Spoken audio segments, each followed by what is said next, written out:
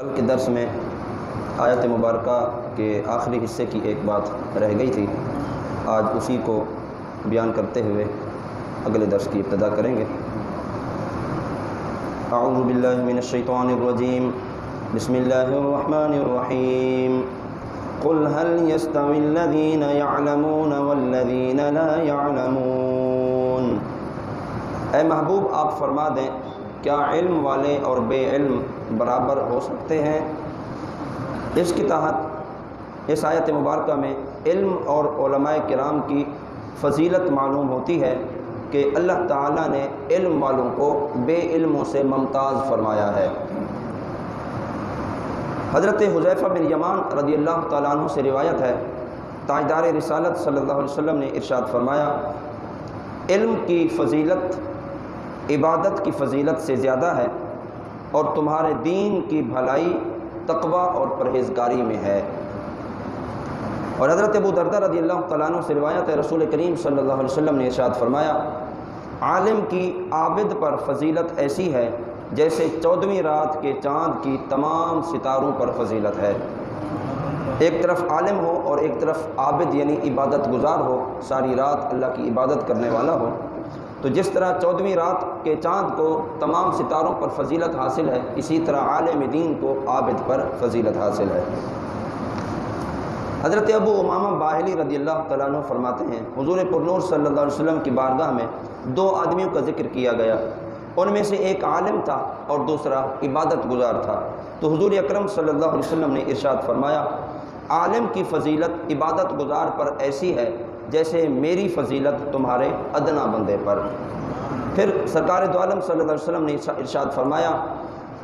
کہ اللہ تعالیٰ، اس کے فرشتے، آسمان اور زمین کی تمام مخلوق، حتیٰ کہ چیونٹیاں اپنے سراغوں میں اور مچھلیاں لوگوں کو دین کا علم سکھانے والے پر درود بھیجتے ہیں، یعنی اللہ کی ساری مخلوق عالم دین پر درود بھیجتی ہے۔ حضرت جابر بن عبداللہ رضی اللہ تعالیٰ عنہ سے روایت ہے، حضور انور صلی اللہ علیہ وسلم نے ارشاد فرمایا، قیامت کے دن عالم اور عبادت گزار کو لایا جائے گا، عبادت گزار سے کہا جائے گا تم جنت میں داخل ہو جاؤ،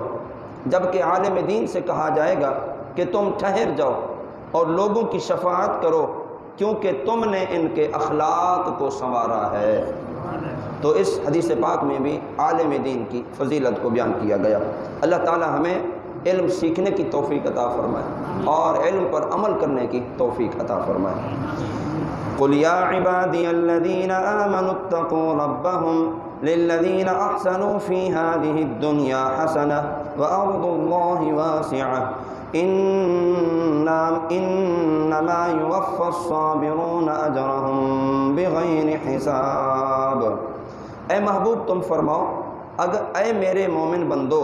اپنے رب سے ڈرو، جنہوں نے بھلائی کی ان کے لیے اس دنیا میں بھلائی ہے، اور اللہ کی زمین وسیع ہے، صبر کرنے والوں ہی کو ان کا ثواب بے حساب بھرپور دیا جائے گا۔ اس آیت مبارکہ میں سرکار دو عالم صلی اللہ تعالی علیہ وسلم کو چند باتوں کا حکم دیا گیا کہ آپ اہل ایمان کو نصیحت فرمائیں اور انہیں تقوی، پرہیزگاری، عبادت اور ریاضت کی ترغیب دلائیں۔ چنانچہ ارشاد فرمایا، اے حبیب صلی اللہ علیہ وسلم آپ فرما دیں، اللہ تعالیٰ ارشاد فرماتا ہے، اے میرے ایمان والے بندو، تم اللہ کی اطاعت و فرما برداری کر کے اور اس کی نافرمانی سے خود کو بچا کر اپنے آپ کو اپنے رب کے عذاب سے ڈراؤ۔ للذین احسنوا فی ہذہ الدنیا حسنہ۔ آیت مبارکہ کی ایک تفسیر تو یہ ہے کہ جنہوں نے عبادت کی اور اچھے کام کیے ان کے لیے اس دنیا میں بھلائی ہے، یعنی صحت و عافیت کے ساتھ وہ زندگی گزاریں گے۔ اور دوسری تفسیر یہ ہے، جنہوں نے اس دنیا میں عبادت کی اور اچھے اعمال بجا لائے ان کے لیے آخرت میں بھلائی ہے، یعنی اللہ تعالیٰ نے ان کے لیے جنت کا انتظام فرمایا ہے۔ وَأَرْضُ اللَّهِ وَاسِعَةٌ، اللہ کی زمین وسیع ہے۔ اس آیت مبارکہ میں ہجرت کی ترغیب دی گئی کہ جس شہر میں گناہوں کی کثرت ہو، وہاں رہنے سے آدمی کو اپنی دینداری قائم رکھنا دشوار ہو جائے، تو اسے چاہیے کہ وہ اپنی جگہ چھوڑ کر وہاں سے ہجرت کر کے دوسرے علاقے میں چلا جائے۔ شان نزول اس آیت مبارکہ کا یہ ہے کہ یہ آیت مہاجرین حبشہ کے حق میں نازل ہوئی، اور یہ بھی کہا گیا کہ حضرت جعفر بن ابو طالب اور آپ کے ساتھیوں کے بارے میں یہ آیت مبارکہ نازل ہوئی، کیونکہ انہوں نے مصیبتوں اور بلاؤں پر صبر کیا اور ہجرت کی اور اپنے دین پر قائم رہے اور اسے چھوڑنا گوارا نہ کیا۔ اس لیے اللہ تعالیٰ نے ارشاد فرمایا کہ اللہ کی زمین بہت وسیع ہے، ایک جگہ پر اگر اللہ کی عبادت احسن طریقے سے نہیں ہو سکتی اور آپ کا دین محفوظ نہیں رہ سکتا تو پھر اس علاقے کو چھوڑ کر دوسرے علاقے میں جانے کی آپ کو اجازت ہے۔ انما یوفی الصابرون اجرہم بغیر حساب، فرمایا جنہوں نے اپنے دین پر صبر کیا اور اس کی حدود پر پابندی سے عمل پیرا رہے، اور جس پر جب یہ کسی آفت یا مصیبت میں مبتلا ہوئے تو دین کے حقوق کی رعایت رکھتے ہوئے اس میں کوئی زیادتی نہیں کی، اور دیگر لوگوں کے مقابلے میں اللہ تعالیٰ انہیں بے حساب اور بھرپور ثواب دے گا۔ تکلیف آئیں، مصیبتیں آئیں، تنگیاں آئیں، سختیاں آئیں، برداشت کرتے رہے، لیکن دینداری کے معاملے میں ایک انچ بھی پیچھے نہیں ہٹے، ایسا استقامت کا پہاڑ دین کے معاملے میں بن کر کھڑے رہے، تو فرمایا اللہ تعالیٰ باقی لوگوں سے زیادہ ان کو اجر و ثواب بھی عطا فرمائے گا اور بھرپور ثواب اللہ تعالیٰ ان کو عطا فرمائے گا۔ تو اس آیت مبارکہ سے پتہ چلا کہ جو لوگ مصیبتوں پر صبر کرتے ہیں وہ بڑے خوش نصیب لوگ ہیں، جو تکلیف پر صبر کرتے ہیں وہ بڑے خوش نصیب لوگ ہیں، کیونکہ قیامت کے دن انہیں بے حساب اجر و ثواب دیا جائے گا۔ حضرت عبداللہ ابن عباس رضی اللہ تعالیٰ عنہ سے روایت ہے، رسول کریم صلی اللہ علیہ وسلم نے ارشاد فرمایا، مصیبت اور بلا میں مبتلا رہنے والے قیامت کے دن حاضر کیے جائیں گے، ان کے لیے میزان قائم نہیں کیا جائے گا، ان کے لیے اعمال ناموں کے دفتر بھی نہیں کھولے جائیں گے، ان پر اجر و ثواب کی بے حساب بارش ہوگی، یہاں تک کہ دنیا میں عافیت کی زندگی گزارنے والے جب ان کا بہترین ثواب دیکھیں گے تو اللہ کے حضور عرض کریں گے اور تمنا کریں گے کہ اے کاش ہمیں آسانی کی زندگی کیوں ملی تھی، ہمیں بھی تکلیفیں اور آزمائشیں ملتی، ہم بھی صبر کرتے اور ان کی طرح بے حساب ہم بھی اجر و ثواب حاصل کر لیتے۔ تو غریب فائدے میں ہے، تکلیف پر صبر کرنے والا فائدے میں ہے، وہ زندگی کے ایام تو تنگی کے ساتھ گزار جائے گا، لیکن آخرت میں اللہ تعالیٰ نے ان کے لیے بہترین اجر و ثواب کا انتظام فرمایا ہے۔ اللہ اکبر۔ حضرت علی المرتضیٰ رضی اللہ تعالیٰ عنہ فرماتے ہیں، صبر کرنے والوں کے علاوہ ہر نیکی کرنے والوں کی نیکیوں کا وزن کیا جائے گا، کیونکہ صبر کرنے والوں کو بے انداز اور بے حساب دیا جائے گا۔ صرف صبر کرنے والے ہیں جن کے لیے کوئی میزان عمل نہیں لگے گا، ورنہ ہر نیکی کرنے والے کو اس کا اجر دیا جائے گا۔ صبر کرنے والوں کو بے حساب اللہ تعالیٰ اجر عطا فرمائے گا۔ اللہ تعالیٰ ہمیں عافیت نصیب فرمائے اور آزمائشوں پر، تکلیف پر اللہ تعالیٰ صبر کرنے کی توفیق عطا فرمائے۔ قل انی امرت ان اعبد اللہ مخلصا لہ الدین وامرت لان اکون اول المسلمین۔ تم فرماؤ مجھے حکم ہے کہ میں اللہ کی عبادت کروں اسی کے لیے دین کو خالص کرتے ہوئے، اور مجھے حکم ہے کہ میں سب سے پہلا مسلمان بنوں۔ ان آیات مبارکہ میں ارشاد فرمایا کہ اے حبیب صلی اللہ علیہ وسلم، آپ اپنی قوم کے مشرکین سے فرما دیں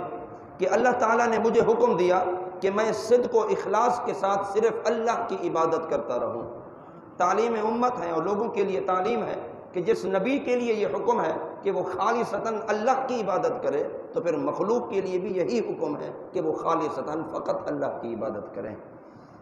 اور فرمایا اگر اور کسی کو اس کا شریک نہ ٹھہراؤں، اور مجھے میرے رب نے حکم دیا ہے کہ میں ہی سب سے پہلے اللہ کے حضور گردن رکھوں اور عبادت گزاروں اور مخلص لوگوں میں سب سے مقدم اور سبقت لے جانے والا ہوں، یعنی سب سے پہلے میں مسلمان بنوں۔ مسلمان سے مراد سر تسلیم خم کرنے والا، اپنی گردن رب کے حضور جھکانے والا، اپنے آپ کو رب کے حضور سجدہ ریز کرنے والا۔ فرمایا مجھے حکم دیا گیا کہ سب سے پہلے اللہ کے حضور میں گردن جھکاؤں۔ اللہ کے نبی کو یہ حکم ہے تو پھر اللہ کی تمام مخلوق کو اور امت محمدیہ کو بھی یہ حکم ہے کہ وہ اللہ کے حضور اپنی گردن سر تسلیم خم کریں اور اللہ کے حضور جھکے رہیں۔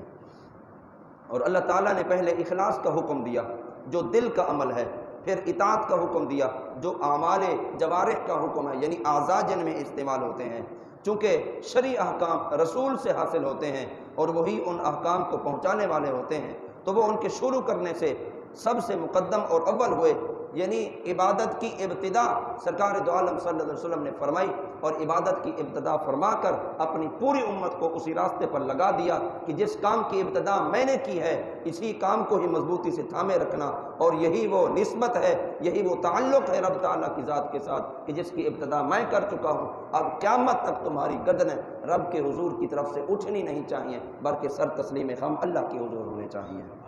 اللہ تعالیٰ نے اپنے حبیب صلی اللہ علیہ وسلم کو یہ حکم دے کر لوگوں کو تنبیہ کی کہ دوسروں پر اس کی پابندی انتہائی ضروری ہے، اور دوسروں کی ترغیب کے لیے نبی کریم صلی اللہ علیہ وسلم کو اللہ تعالیٰ نے حکم دیا ہے۔ تو حضور اکرم نور مجسم صلی اللہ علیہ وسلم اگر اللہ تعالیٰ حکم نہ بھی دیتے تو تب بھی وہ اللہ کی عبادت کرنے والے تھے۔ اللہ تعالیٰ نے جو حضور کو حکم دیا دراصل یہ پوری امت کو حکم ہے۔ جو حضور صلی اللہ علیہ وسلم کی تعلیمات کے لیے رب تعالیٰ نے احکامات نازل فرمائے، دراصل یہ امت محمدیہ کی تعلیمات کے لیے سب احکامات نازل فرمائے کہ جس کام کا کسی بڑے کو حکم دے دیا جائے تو اس سے سمجھا یہ جاتا ہے کہ ایک کو حکم ملا، اس کا مطلب ہے ان کے ماتحت جتنے لوگ ہیں ان سب کو یہ حکم ہے کہ وہ سب مل کر اس کام کو سر انجام دیں۔ تو عبادت اللہ کی اور اللہ کے حضور سر بسجود ہونا ہے، اللہ کے علاوہ کسی اور کے لیے جناب و سجدہ روا نہیں ہے۔ اللہ تعالی ہمیں صدق و اخلاص کے ساتھ ہمیشہ اپنی عبادات میں گامزن رہنے کی توفیق عطا فرمائے۔ وما علینا الا البلاغ۔